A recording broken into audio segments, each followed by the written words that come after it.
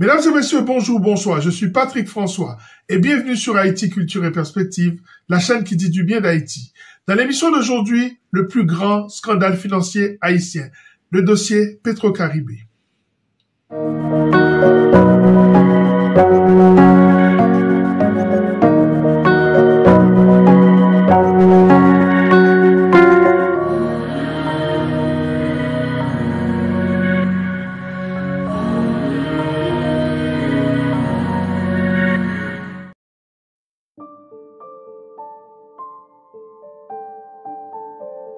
Petro-Caribé est un accord de coopération économique entre certains pays de la Caraïbe et le Venezuela. En sa qualité de premier pays exportateur de pétrole brut latino-américain et de 5e exportateur mondial, le Venezuela permet aux pays membres de la Petro-Caribé de lui acheter son pétrole à des conditions de paiement préférentiel via des activités de la Société Petróleos de Venezuela S.A., la fameuse PDVSA. Ce traité lui assure un marché facile à alimenter logistiquement et présente une occasion pour lui de jouer un rôle régional important et de s'assurer le soutien de ces pays au sein des organisations internationales. Cette alliance a vu formellement le jour le mercredi 29 juin 2005 à Puerto La Cruz, dans l'est du Venezuela, avec 13 pays dont Cuba. L'initiative Petro-Caribé est une structure pareille à celle mise en place au début de l'année 2005 entre le Venezuela et certains États fédérés américains où vivent des populations indigènes. Ainsi, le Venezuela fournissait du fioul à 40% à des prix bien plus bas que ceux du marché pour alimenter les foyers amérindiens pendant l'hiver. Pour ce faire, il utilisait sa filiale américaine Citgo. Dans le cadre de l'initiative Petro-Caribé, la compagnie vénézuélienne PDVSA crée, elle, une filiale nommée PDV Caribé, chargée de coordonner le transport, le stockage et le raffinage dans les centres régionaux tels que Cuba, la Jamaïque et la République dominicaine. Les pays adhérents peuvent rembourser leurs dettes sous forme de produits et de services variés. Cuba fournit ainsi des médicaments, des professeurs, des cadres militaires et des renseignements stratégiques au Venezuela en échange de son pétrole bon marché. La République dominicaine lui envoie du sirop de glucose et des haricots noirs. Le Nicaragua rembourse en viande, en thon, en haricots verts, en lait et en maïs pour la farine des arepas. Les pays plus pauvres peuvent revendre le pétrole pour financer des investissements, en particulier des infrastructures de développement. Cette ambitieuse alliance, parce qu'elle a des visées hégémoniques et idéologiques claires, ne fait pas que des heureux dans la région. En effet, tout au nord, le grand frère regarde tout cela avec appréhension.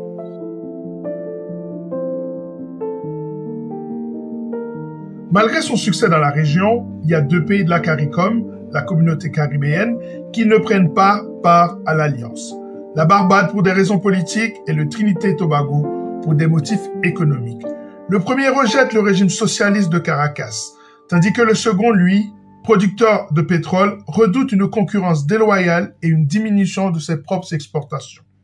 L'accord Petro-Caribé est donc un traité de coopération énergétique, sociale, économique lancé à l'initiative du Venezuela qui voulait utiliser son pétrole pour jouer un rôle régional important sous le sous-continent américain en devenant une plateforme de distribution pétrolière et de raffinage au service des Caraïbes et notamment des pays importateurs pauvres. Au nez et à la barbe des États-Unis, maître incontesté de la région et premier importateur du pétrole vénézuélien. Le Venezuela veut alors conquérir d'autres marchés et diversifier sa clientèle pétrolière afin de réduire sa dépendance vis-à-vis des États-Unis d'Amérique. Et l'Alliance Petro-Caribé est le bras économique d'un projet politique plus grand, l'Alternative bolivarienne pour les Amériques, ALBA, qui vise une intégration régionale avancée et un front d'alliance de pays au gouvernement de gauche que redoute, bien sûr, Washington. Une structure politique, économique, sociale, culturelle et scientifique qui s'érige en alternative à la zone de libre-échange des Amériques proposée par les États-Unis. D'autant qu'Haïti est membre observateur de cette organisation. Le Petro-Caribé est en réalité un prolongement de l'ALBA, son bras économique. Ainsi, 12 des 15 membres du CARICOM, plus Cuba et la République dominicaine, créent l'Alliance Petro-Caribé le 7 septembre 2005. Vous l'avez sans doute compris, le Petro-Caribé, loin d'être une organisation caritative, est un outil d'influence régionale à l'initiative du Venezuela et contesté d'entrée par les États-Unis d'Amérique. Chavez veut utiliser le pétrole comme un levier diplomatique majeur, une sorte de diplomatie du pétrole portée par la société PDVSA dont le slogan est suffisamment implicite, Energía para la Unión, de l'énergie pour l'Union. Comprenant cette manœuvre hégémonique, en 2019, l'administration Trump interdit tout achat de pétrole vénézuélien sous peine de sanctions. Les câbles de Wikileaks révèlent cette inquiétude des Américains pour cette initiative et son rejet catégorique en dépit des bénéfices criants pour les pays signataires de l'accord. Les Américains feront tout pour saboter l'initiative. Ils feront pression sur les autorités haïtiennes afin qu'elles rejettent l'accord. D'autant que le Venezuela, par une manœuvre qu'ils jugent déloyale commercialement, leur prend un marché de niche jusque-là réservé à leur surplus pétrolier. Et Haïti, me diriez-vous? Eh bien, Haïti rejoint finalement l'Alliance en avril 2006, après l'élection du président René Préval, et en dépit des tentatives de plusieurs diplomates américains de l'en empêcher.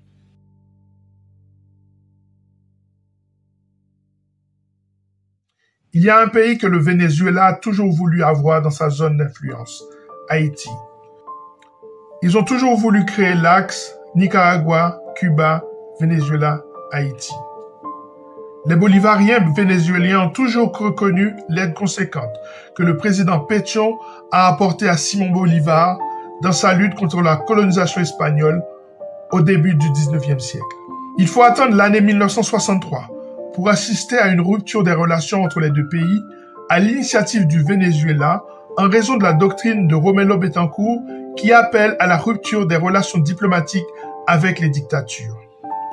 Plus tard, le président Carlos Andrés Pérez va jouer un important rôle logistique à la suite du coup d'État contre le président Jean-Bertrand Aristide en 1991. En effet, Pérez est celui qui a envoyé un avion pour exfiltrer le président haïtien déchu le 30 septembre 1991. Quand Hugo Chavez arrive au pouvoir en 1999, il ne cache pas son affection pour le peuple haïtien. Bolivarien convaincu, il se souvient que par 2 reprises, en décembre 1815 et en 1816, Haïti a aidé Simon Bolivar en lui offrant une terre de repli, des hommes et des munitions pour lutter contre les troupes de Ferdinand II. C'est sans doute en connaissance de cette relation historique que les Américains vont tout faire pour que la République d'Haïti n'adhère pas à l'Alliance Pétro-Caribé. Il faut l'abnégation du président René Préval pour que cette adhésion se fasse finalement en 2007. Entre 2008 et 2018, Haïti se procure du pétrole vénézuélien à un taux préférentiel, tout en bénéficiant des facilités de paiement. En conséquence, Haïti revend plus cher une partie du pétrole aux compagnies locales et les bénéfices doivent ensuite servir à financer des projets sociaux et de développement. Écoles, hôpitaux, routes, stades, centres sportifs, aéroports, etc. Le pays bénéficierait d'une échéance de paiement sur 25 ans, le temps d'un retour sur l'investissement de ces fonds. En réalité, sur chaque cargaison de produits pétroliers vénézuéliens, 40% du prix est payé comptant, sans intérêt, avant les 30 jours, alors que 60% de celui-ci est financé sur 25 ans avec un taux d'intérêt de seulement 1%. Le président Chavez ira même plus loin, en permettant à Haïti de bénéficier d'une période de grâce de 2 ans, le temps de récolter les fruits de ses investissements. L'accord signé à Port-au-Prince le lundi 12 mars 2007 entre le président Préval et Hugo Chavez comprend la fourniture à Haïti de la bagatelle de 14 000 barils de pétrole par jour. Le président Chavez est alors accueilli en sauveur et peut apprécier le bain de foule d'une population qui attendait beaucoup de lui et de son pays. Cuba fait également partie de l'accord. Il promet une aide en ressources médicales à Haïti. C'est le vice-président cubain, Esteban Juan Lasso Hernández, qui paraphe l'accord. En échange, Haïti doit assurer son soutien diplomatique à ces 2 pays isolés politiquement au sein des nombreuses organisations internationales dont elle est adhérente et membre votant. Hugo Chavez dira même « Ma présence ici, c'est pour rembourser une partie de la dette du Venezuela envers Haïti. René Préval dira à son tour, c'est un accord entre trois pays frères. Le choix du vice-président cubain Esteban Juan Lasso Hernandez pour sceller cet accord est tout sauf anodin. En effet, Esteban Juan Lasso Hernandez n'est pas n'importe qui. C'est la figure noire de la politique cubaine. Esteban Juan Lasso Hernandez est un homme qui a bénéficié de la révolution cubaine, qui lui a donné accès à l'éducation et lui a permis de gravir tous les échelons. Professeur d'économie tour à tour, député, ambassadeur de Cuba auprès des Nations Unies, vice-président du Conseil d'État, il est le symbole de la réussite noire au plus haut niveau à Cuba. Cet accord scelle alors l'axe Cuba-Venezuela-Haïti. Après le séisme de 2010, le Venezuela apporte une importante contribution à Haïti. On parle d'une aide de 1,3 milliard de dollars et l'annulation pure et simple d'une dette de 395 millions de dollars contractés dans le cadre de l'accord Petro-Caribé. Des projets qui comprennent la construction de 3 centrales électriques qui ont fourni 1/5 de l'électricité d'Haïti débutant en décembre 2011. En décembre 2011, justement, le président haïtien Michel Martelly déclare ceci. La coopération avec le Venezuela est la plus importante en Haïti à l'heure actuelle en termes d'impact direct. Pourtant, des responsables politiques et des hommes d'affaires, en particulier pendant les mandats présidentiels de Michel Martelly et de Jovenel Moïse, vont détourner à leur profit personnel la plus grande partie de ces bénéfices. La plupart des projets sociaux imaginés au départ n'ont jamais débuté ou sont restés inachevés. Dans son article intitulé « Petro-Caribé, l'arnaque au développement qui révolte Haïti », Mediapart relève ceci. 1,7 milliard de dollars ont été détournés dans cette affaire. Entre septembre 2008 et janvier 2016, 1,7 milliard puisés dans les fonds de Petro-Caribé auraient dû servir à des projets de développement. Laurent Lamotte, Premier ministre d'Haïti entre 2011 et 2014 de la présidence de Michel Martelly, s'en félicite dans un rapport de décembre 2014. Il parle alors de la transformation d'Haïti à travers les grands travaux de reconstruction avec les fonds Petro-Caribé. Or, la population n'observe aucune transformation notoire du pays. Prenant vent de ces détournements, une partie de la classe politique haïtienne et la société civile se mobilisent pour demander des comptes au président en place Jovenel Moïse et à ses amis politiques. Les organisations suivantes se tiennent debout devant ce scandale. Le collectif 4 décembre, le Centre écuménique des droits de l'homme, le Conseil haïtien des acteurs non étatiques, le Réseau national de défense des droits humains, la Commission épiscopale nationale justice et paix, le Centre d'analyse et de recherche en droits de l'homme et la plateforme des organisations haïtiennes des droits humains. 5 sénateurs appartenant à 5 grands partis politiques publient un rapport de 656 pages d'une enquête qui met en cause plus d'une dizaine de personnalités politiques de haut niveau, dont les anciens présidents, ministres et premiers ministres en place au moment des faits. Outre les présidents Martelly et Moïse, le rapport épingle l'ancien PM Laurent S. Lamotte, l'ex-ministre du Tourisme Stéphanie B. Villebrun et l'ancien ministre de l'Économie et des Finances Wilson Lallo. Ils disent ceci. Il est apparu au fil de l'enquête que Petro-Caribé a été l'objet d'une escroquerie à grande échelle.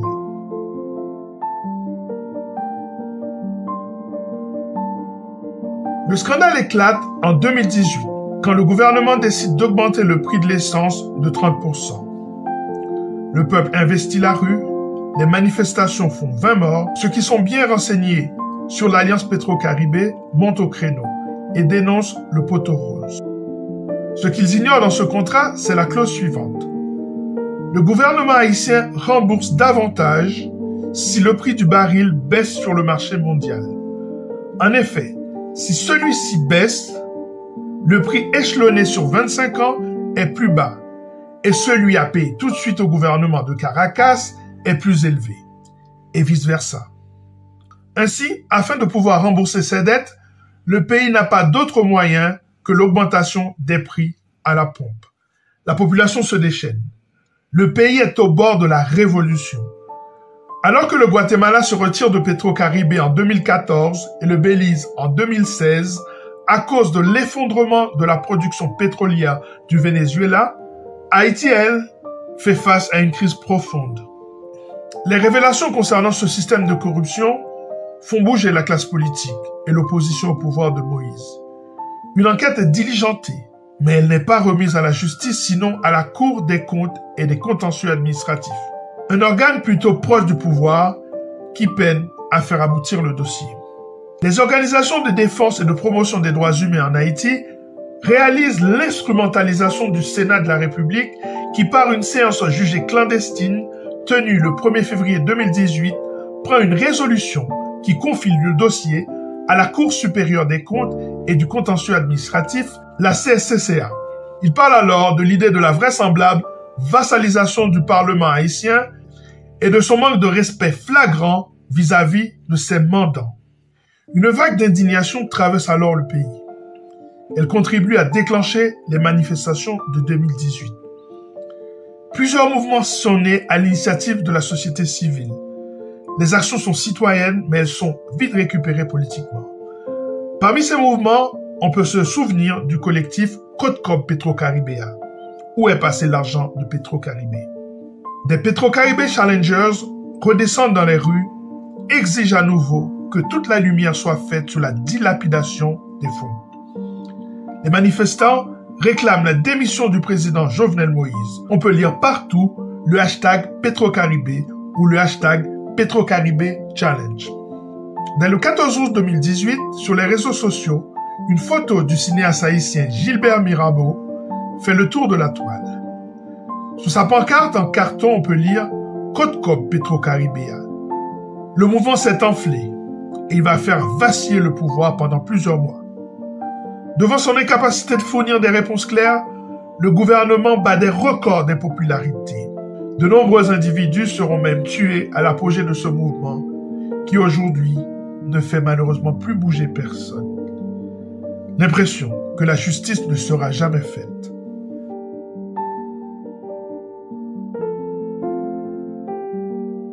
En janvier 2019, lors d'une résolution de l'OEA, l'Organisation des États américains, le gouvernement de Moïse vote contre la légitimité de Nicolás Maduro, qui a été réélu président du Venezuela. Le comble. Et dire que la vision du président Chavez, en accordant des facilités de paiement à Haïti dans le cadre de l'accord Petro-Caribé, était de s'assurer le vote d'Haïti dans les organisations internationales. Où en est-on aujourd'hui? Hélas, les mouvements se sont estompés. Y a-t-il un moyen légal pour le peuple haïtien de récupérer cet argent en contactant un cabinet d'avocats international? Mars 2007, mars 2032. Cela fera 25 ans. Tic-tac. Tic-tac. Tic-tac.